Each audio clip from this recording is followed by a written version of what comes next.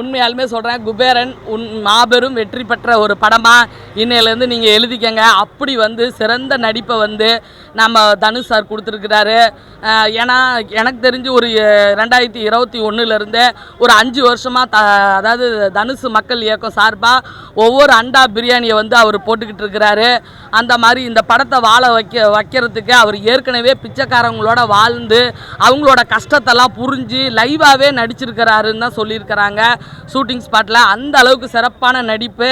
Okay, நம்ம நாகார்ஜுன் சாருக்கு அவர் கொடுத்த அந்த கேரக்டரை ஃபுல்ஃபில் பண்ணியிருக்கிறாரு. சேகர் கம்லா, நீங்கள் தமிழுக்கும் கம்லா அப்படின்ற மாதிரி அருமையாக பெருமையாக நடித்து கொடுத்துருக்காரு. நம்ம தனுஷ் சாருக்கு அந்த சிவனோட அருள் பக்கத்துலேயே இருக்குது. அவர் கவலையே பட வேணாம். சிவா சிவாய போற்றியே நமச்சிவாயம் போற்றியே பிறப்பருக்கும் ஈசனே பொறுத்தருள் என் ஏகனே. எதுக்கும் பொறுமையாக இருங்க தனுஷ் சார், உங்களுக்கு வெற்றி மேலே வெற்றி வரும். உங்கள் பிள்ளைங்க 2 சூப்பர் ஸ்டாரோடு வாழ்ந்துக்கிட்டு இருக்கீங்க. உங்கள் மனசுக்கு எல்லாமே எல்லாமே எல்லாமே நல்லதாக கிடைக்கும். நீங்கள் தொட்டது தொலங்கும், கெட்டது வளர்க்கும். ஓகே.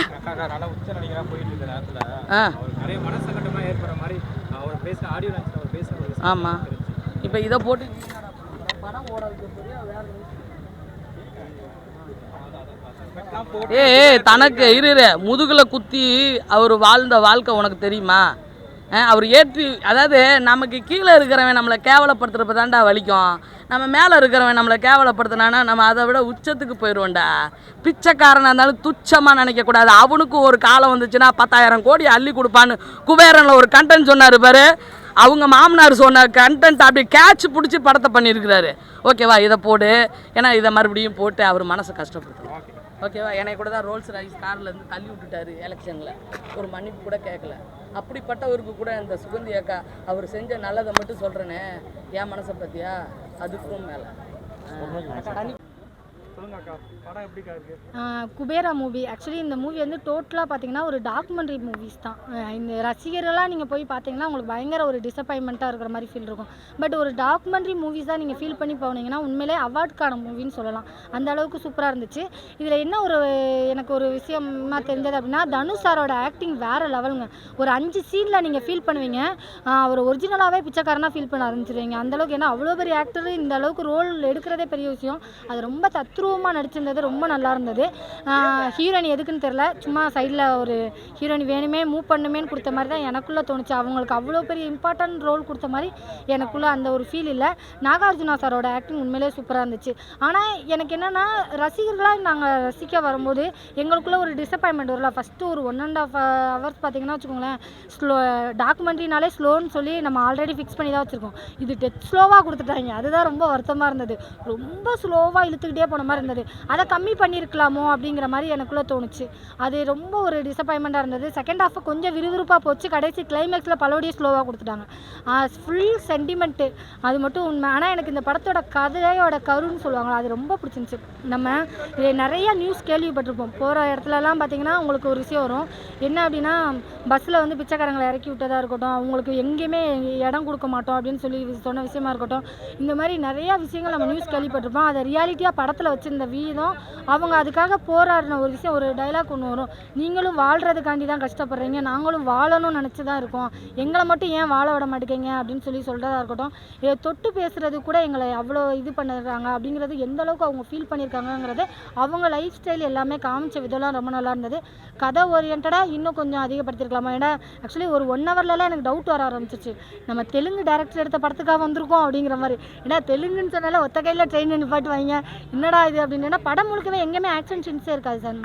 உங்களுக்கு கதை ஓரியன்டாக தான் லைட்டாக விறுவிறுப்பாக போகுமே தவிர ஆக்ஷன் சீன்ஸ் எதுவுமே இல்லை. நாகார்ஜுனா சாரோட ஒரே ஒரு துப்பாக்கி கன்ஷாட் தான் நம்மளுக்கு பழைய மூவிஸ் அந்த ஒரு இது ஞாபகப்படுத்தும். அதை தாண்டி இப்போ எனக்கு என்னென்னா, அதே மாதிரி தனுஷ்க்கு ஒரு 2 ஃபைட் சீன் கொடுத்துருக்கலாமே, பிச்சைக்காரன்னு அடி வாங்கிட்டே இருக்கணுமா என்ன, ஒரு 2 சீன்லேயாவது கோவப்பட்டு எதிர்த்து அடிச்சிடக்கூடாதா அப்படிங்கிற மாதிரி தோணுச்சு. அந்த ஒரு விஷயம் ரொம்ப டிசப்பாயின்மெண்ட்டாக இருந்து. தனுஷ் சாரோட சில இன்னசென்ட்டான சில விஷயங்கள்லாம் இருக்கும்ல, ஃபோட்டோகிராஃபி மெமரியெல்லாம் ரொம்ப நல்லா இருந்துச்சு.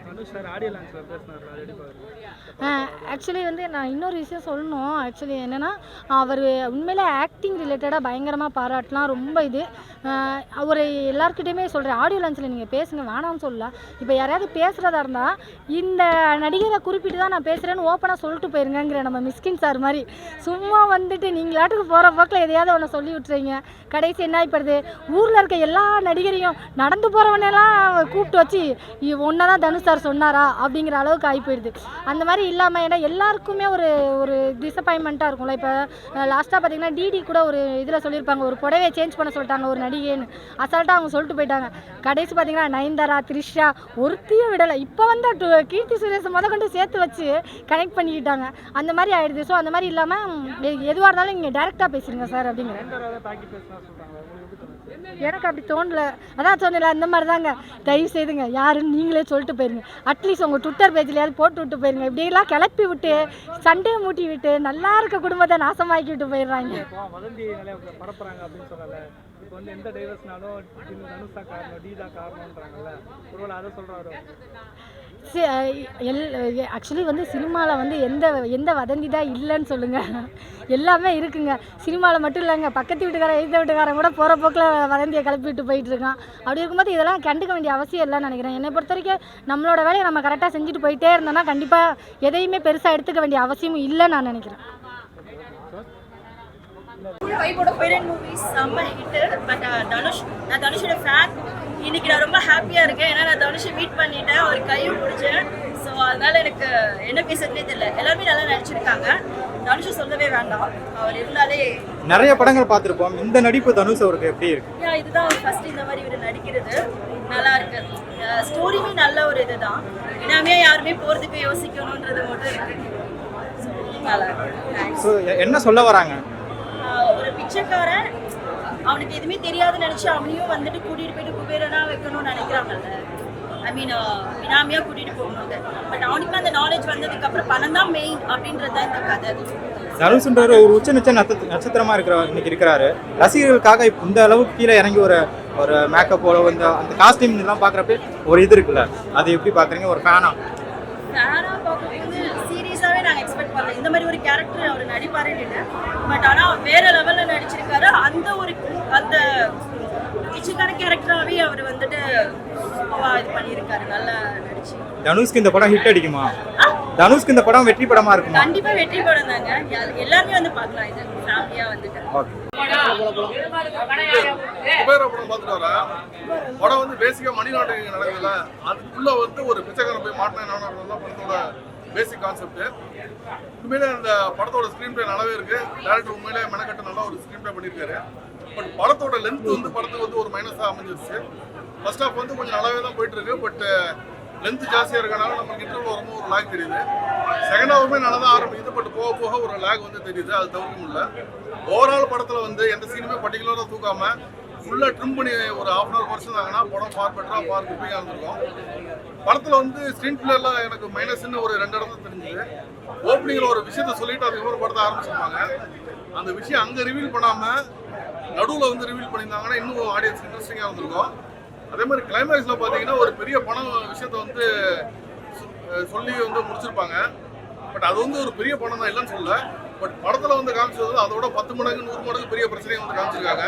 ஸோ அவ்வளோ பெரிய பிரச்சனைகளை வந்து பெருசாக சொல்லாமல் விட்டது வந்து ஒரு மிகப்பெரிய ஒரு மைனஸாக ஆடியன்ஸ்க்கு ஒரு சாட்டிஸ்ஃபேக்ஷன் உள்ள வரும்போது அவ்வளோ பெரிய விஷயத்தெல்லாம் விட்டீங்களே அப்படிங்கிற மாதிரி என்ன ஒரு ஃபீலை வந்து கொடுத்துருச்சு. மற்றபடி வந்து ஒவ்வொரு சீக்வன்ஸுக்கு அவங்க போட்ட மெனக்கடல் எல்லாமே ரொம்ப நல்லா தெரியுது. படம் பயங்கர பிரம்மாண்டமாக இருக்குது. எல்லா சீக்வன்ஸுக்கும் அந்தளவுக்கு மெனக்கடல் பண்ணியிருக்காங்க. தனுஷோட ஆக்டிங் ரொம்பவே சூப்பராக இருக்குது. ஒரு பிச்சைக்காரனாக நடிக்கும் போது அவர் அந்த பிச்சைக்காரன் கெட்டப்பில் நடிச்சாருங்கிறது ஓகே, அது ஈஸி தான். ஏன்னா அந்த கெட்டப்லேயே வந்து கொஞ்சம் ஆடியன்ஸுக்கு கனெக்ட் ஆகிடும். அதுக்கப்புறம் வந்து எனக்கு கோட் சூட்டெல்லாம் போட்டு ஹேண்ட்ஸமாக ட்ரிம்மெல்லாம் பண்ணிட்டு வரும்போது அவர் உண்மையிலே ஒரு பிச்சைக்காரங்கிறது அந்த இடத்துலையும் காமிக்கிறது வந்து உண்மையிலே அந்த ஆக்டிங்கில் வந்து நல்லா காமிச்சிருப்பாரு. உண்மையிலே ஹேட்ஸ் ஆஃப். அதே மாதிரி நாகார்ஜுனோட ஆக்டிங் செம்ம சூப்பராக இருந்துச்சு. ஏன் சீனியர் ஆக்டர்னு அவரை ஒரு சீனியர் ஆக்டருங்கிறத அவரை க்ளீனாக ப்ரூவ் பண்ணிட்டாரு.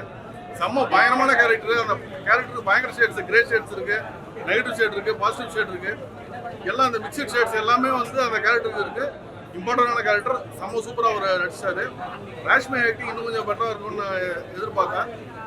பட் ராஷ்மிகாவுக்கும் தனுஷ்கான சீக்வன்ஸ் வந்து கொஞ்சம் லேக் இல்லாமல் போரிங் இல்லாமல் இன்ட்ரெஸ்டிங்காக போகுது. படம் ஃபர்ஸ்ட் ஷோ பேரை பார்த்துட்டு இப்போ தான் வரோம். அவ்வளோ நல்லா இருக்கு படம், நல்லா வந்திருக்கு. தலைவர் தனுஷாவும் கூட தான் பார்த்தாரு, நல்லா அருமையாக வந்திருக்கு.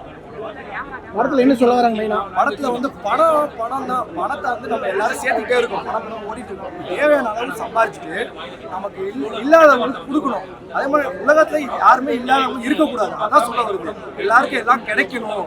அந்த மாதிரி தான் கண்டென்ட்டு. பிச்சைக்காரன் கெட்டப் வந்து தனுஷ் நல்லா இருக்குதா? நல்லா நடிச்சிருக்காருன்னா எப்படி சொல்றது, எப்பயுமே அவர் நடிச்சா பக்கத்து வீட்டு பையன் மாதிரி இருக்குல்ல, நம்மளே பிச்சைக்காரனா வாழ்ந்த மாதிரி இருக்கு. அந்த உணர்வு வந்து அவ்வளோ கரெக்டாக கொடுத்துருக்காரு. பிச்சைக்காரனா இருந்து அது வந்து சூப்பராக கொடுத்துருக்காரு. ராசியம் வந்தானா ஹீரோயின் எப்படி நடிச்சிருக்காங்க? அவங்கள அருமையாக அந்த கேரக்டர் உருவாக்கி நல்லா நடிச்சிருக்காங்க. அவங்க எப்படின்னா லாஸ்ட் கிளைமேக்ஸ் செம்மையாக சூப்பராக நடிச்சிருக்காங்க. அந்த நேச்சுரலாக நடிச்சிருக்காங்க. உச்ச நடிகர் வந்து ஒரு பிச்சைக்காரன் கேரக்டர் பண்ணியிருக்காரு. ஆடியன்ஸோட அவர் பண்ணதான் ப்ரோ கரெக்ட். வேற யார் நடிச்சாலும் அவ்வளோவா ரீச் ஆயிருக்காரு. இவர் நடிச்சதுனால எல்லா மக்களுக்கும் போய் சேரும். அவ்வளோ உருவாகி நல்லா நடிச்சிருக்காரு. ஒரு சில விமர்சனங்கள் வந்து தெலுங்கு சாயல் மாதிரி இருக்கு படம் அப்படின்னு. ஆமா, தெலுங்கு ஓரியன்ட் படம் தான் ஃபர்ஸ்ட் இது. ஏன்னா சேகர் கம்பெனியில் டேரக்டர் தெலுங்கு, அதனால தெலுங்கு ஓரியன்ட். பட் ஆனால் அந்த மனிதனுடைய செயல் எல்லாருக்கும் தெரியும், புரியும். அதனால நல்லா நடிச்சிருக்காங்க. என்ன ஸ்டோரியில என்ன சொல்ல வர்றாங்க? ஸ்டோரி அதான் மெயின் வந்து நம்ம வந்து ஒருத்தவங்க உதவணும். நம்ம கடவுளா தெரியும். அது எப்படி உதவணும்னா இல்லாதவங்களுக்கு நம்ம கண்டிப்பாக உதவணும். நம்ம எல்லாமே நம்ம வாங்கிட்டு எல்லாமே நமக்கு தேவைன்னு சொல்லக்கூடாது. ஓகே, ஓவரால் படம் ஃபேமிலி ஆடியன்ஸ் பார்க்கலாம். கண்டிப்பாக ஒரு வாரம் பாருங்க. ஃபேமிலி ஆடியன்ஸ் வந்து நல்லா ரீச் இருக்கும். இந்த படம் கொண்டாடுவாங்க. ஓகே.